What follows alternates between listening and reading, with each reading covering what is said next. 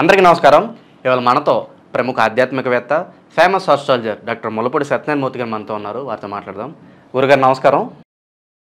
గురుగారు, సెప్టెంబర్ నెలలో మీనరాశి వారికి ఎలాంటి ఫలితాలు ఉండబోతున్నాయి కాస్త వివరించండి.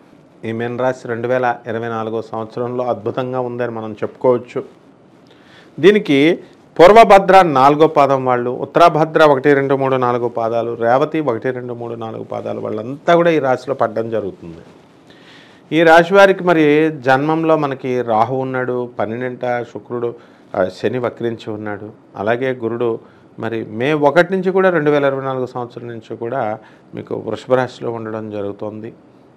అలాగే ఈ యొక్క కేతువు మనకి ఎక్కడున్నాడండి? కేతువు అని అంటే మరి చక్కగా కన్యా రాశిలో ఉన్నాడు. ఈ రవి బుధులు ఇద్దరు కూడా సింహరాశిలో ఉన్నప్పటికీ కూడా ఆ బుధుడు కర్కాటక రాశిలోకి వెళ్ళడం జరుగుతుంది. ఈ యొక్క శుక్రుడు మనకి కన్యా, తర్వాత ఈ యొక్క తులాలో సంచారము, రవి వచ్చేసరికి సింహ కన్యా రాశుల్లో సంచారం జరుగుతుంది. మరి ఈ యొక్క రవి బుధ శుక్రులు దీనివల్ల ఏమవుతుందంటే మొదట 15 రోజుల వరకు కూడా బలవంతులు అవడం కాబట్టి మృష్టాన్న భోజనము, ఆచార వ్యవహారాల్లో మంచి శ్రద్ధ ఇవన్నీ కూడా లభిస్తాయి. మీకు ప్రాధాన్యత ఇస్తారు. బంధుమిత్ర జనంతో మీరంతా కూడా తిరుగుతారు, హ్యాపీగా మంచి డబ్బును సంపాదిస్తారు, సమయానికి చేతికి ధనం లభిస్తుంది, చిన్న తరహా ఉపాధి అవకాశాలు అనేటటువంటివి మీకు కలుగుతాయి. మరి అలాగే మరి ఈ యొక్క శుక్రుని యొక్క మార్పు తర్వాత స్వశక్తికి మీరు ప్రాధాన్యత ఇచ్చుకొని వ్యవహరించుకోవాలా. ఊహించినటువంటి ప్రయాణాలు ఇవన్నీ కూడా మీకు తగులుతాయి, చేయాల్సినటువంటి అవసరం ఏర్పడుతుంది మీకు. అలాగే నెలలో మీరు తీసుకున్నటువంటి నిర్ణయాలు ఏవైతే ఉన్నాయో మీ భవిష్యత్తు మీద గణనీయమైనటువంటి మార్పులు ఇవ్వడానికి మీకు అవకాశాలు ఉంటాయి.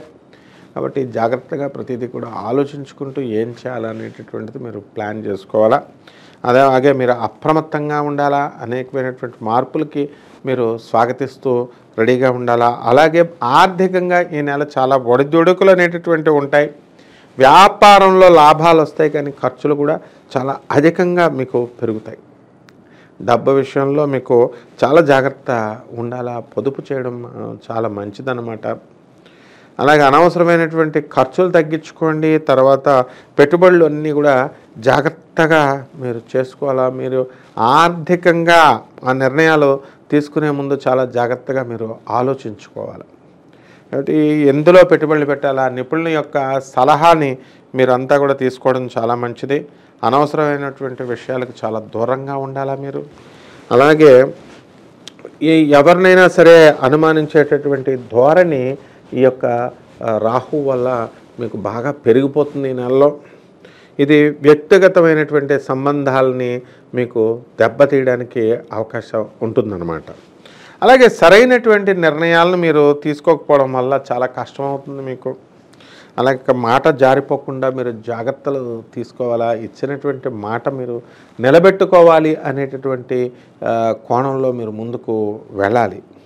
అలాగే అవసరమైనటువంటి వివాదాలకి మీరు వెళ్ళండి, కానీ అనవసరమైనటువంటి గొడవలకి మీరు వెళ్ళొద్దు అసలు.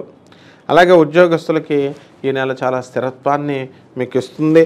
ముఖ్యంగా సహోద్యోగుల నుంచి మీకు మంచి సపోర్టు, మద్దతు అనేటటువంటివి మీకు రావడం జరుగుతాయి.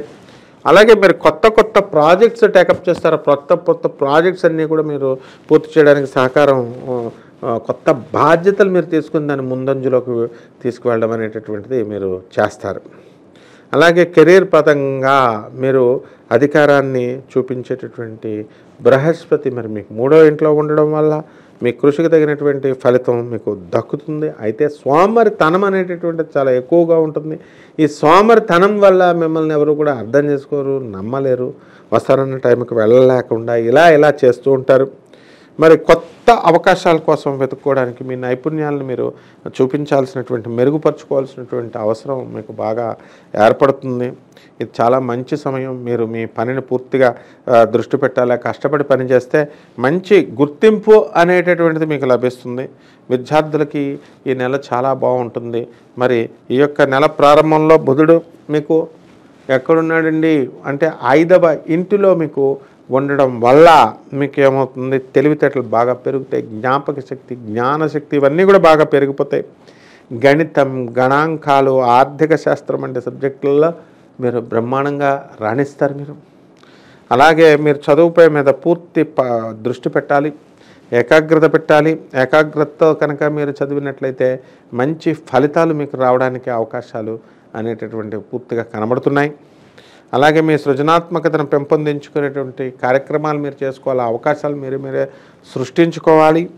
అలాగే కుటుంబంలో ఈ నెలలో మిశ్రమ ఫలితాలు అనేటటువంటివి ఉంటాయి. ఆస్తి వివాదము ఇలాంటివన్నీ కూడా కుటుంబ సభ్యులు దృష్టి ఉంటుంది కాబట్టి మీరు ఆస్తి వివాదాలు ఇవన్నీ కూడా జాగ్రత్తగా చూసుకుంటూ ముందుకు వెళ్ళాలి.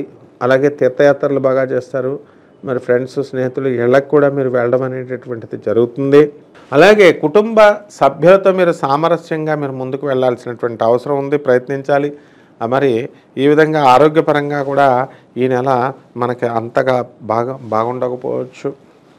ఈ రాశి వారికి మీకు ఏమవుతుందంటే పెద్దగా మార్పులు ఉండవు. మరి రాహు అనేటటువంటి వాడు మీకు ఆరోగ్యం పట్ల అజాగ్రత్తను నేర్పిస్తాడు. వెనీరల్ డిసీజెస్ రావడానికి అవకాశాలు ఉంటాయి, మెంటల్ టెన్షన్స్ రావడానికి అవకాశాలు ఉంటాయి. ఇంట్లో ప్రశాంతమైనటువంటి వాతావరణం అనేటటువంటిది మీకు ఉండనివ్వడు అనమాట. అలాగే పరిష్కారం ఏం చేయాలో, మంచి ఆరోగ్యానికి మనిషికి ప్రశాంతతకి మీరంతా కూడా విష్ణు సహస్రనామాన్ని జపించాలా. అలాగే ఇది మీకు మానసిక బలాన్ని ఇస్తుంది. అలాగే ఈ యొక్క రాశి వారికి, మేన రాశి వారికి శని జపం చేయండి, శని స్తోత్రాలు చదవండి, శనికి కిలోంపావు నల్ల నువ్వుల్ని నల్లని వస్త్రాన్ని ఇచ్చి పేద బ్రాహ్మణులకి శనివారం నాడు ఉదయం 8 గంటలకి దానం చేయండి. అలాగే నవగ్రహాల్లో ప్రతి చోట మనకు ఆలయంలో, ఏ శివాలయంలో అయినా ఎక్కడైనా సరే నవగ్రహ ఆలయం ఉంటుంది. ఆ నవగ్రహ ఆలయానికి వెళ్ళి ప్రదక్షిణలు మీరు చక్కగా చేసుకోండి. ఈ విధంగా మీరు కనుక ప్రదక్షిణలు చేసుకుంటూ ఉన్నట్లయితే చక్కగా మీకు కలిసి వస్తుంది. అలాగే చక్కగా రావి చెట్టు, ఈ యొక్క అశ్వత్థ వృక్షం అని అంటాం. మరి ఈ యొక్క రావి చెట్టుకు చుట్టూ నీళ్లు పోస్తూ ఉండాలా. కనీసం 21 సార్లు అయినా సరే మీరు ఈ అభిషేకం చేయాలా. 21 సార్లు మీరు చక్కగా ఆ యొక్క స్వామివారికి మీరు సేవలు చేసుకోవాలా. ఓం శనేశ్వరాయ నమః అనే మంత్రంతో మీరు చక్కగా శనీశ్వరుడికి జపం చేసుకోవాలా. తర్వాత నల్ల నువ్వుల్ని, నల్లని వస్త్రాన్ని పేద బ్రాహ్మణులకి శనివారం నాడు అధిక పారితోషికాన్ని ఇచ్చి మీరు చక్కగా దానం చేయండి. అలాగే మీకు మందాపురం, మనకి వికారాబాద్కి వెళ్ళేటటువంటి దారిలో మందాపురం అనేటటువంటి గ్రామం ఉంటుంది. ఆ గ్రామానికి వెళ్ళండి. అలాగే ఆంధ్రాలో మనకు రావులపాలెం దగ్గర మందపల్లి అనేటటువంటి గుడి ఉంటుంది, స్వయంభూ యొక్క శనీశ్వర ఆలయం. అక్కడికి వెళ్ళండి, దర్శనం చేసుకోండి. అలాగే గాణగాపురంలో కల్లేశ్వరం అని ఉంటుంది. అక్కడ శని మహారాజు మీకు చక్కగా స్వయంభూగా వెలిశాడు. శని జగద్గురువు. శనిని ఏదో మనం భయపెట్టేటటువంటి దేవుడిగా కాదు, మీకు చక్కటి విజ్ఞానాన్ని ఆ శనీశ్వరుడు మీకు అందిస్తాడు. మీరు ఒకసారి ఆయన్ని ప్రార్థించిన తర్వాత దానివల్ల ఆ జ్ఞానంతో మీరు అనేకమైనటువంటి సమస్యలను మీరు పరిష్కారం చేసుకోవచ్చు. అలాగే కార్యసాధన కోసం ఓర్పు చాలా అవసరం. మీకు ఈ నెలంతా కూడా ఓర్పుల్ని మీకు ఇస్తుంది. అలాగే ఎవరి సహాయం కూడా మీరు ఆశించకుండా మీ యొక్క సొంత కృషితో మీరు చక్కగా స్వయం కృషిలో చిరంజీవిలాగా మీ పనులు మీరు పూర్తి చేసుకోవడం అనేటటువంటిది మీరు పూర్తి చేస్తారు. భార్యాభర్తల మధ్య గొడవలు జరుగుతున్నాయి ఈ యొక్క మీనరాశి వాళ్ళకి. మరి భార్య యొక్క ఆరోగ్య సమస్య మీద మీరు ఎక్కువ దృష్టి పెడతారు. మీరు ఆ ఆరోగ్యం సమస్యలు ఏమన్నా పరిష్కారం అవుతాయేమో అని మీరు చూసుకుంటూ ఉంటారు. హాస్పిటల్లో ఖర్చు పెట్టేటటువంటి అవసరం ఉంటుంది. అలా కనుక లేకపోతే చక్కగా మీరు మీ భార్యలు వేరే వాళ్ళకు మీరు పంపించడం అనేటటువంటిది జరుగుతుంది. ఏదైతేనేమి ఈ యొక్క రెమెడీస్, నేను చెప్పిన రెమెడీస్ని జాగ్రత్తగా చేసుకోవడం ద్వారా మీకు ఈ యొక్క నెలంతా కూడా చాలా బ్రహ్మాండంగా ఉంటుంది. శుభమస్తు. సెప్టెంబర్ నెలలో మీనరాశి వారికి ఎలాంటి ఫలితాలు ఉండబోతున్నాయి, అలాగే వారు చేసుకోవాల్సిన పరిహారాలు తెలియజేసినందుకు ధన్యవాదాలు గురుగారు.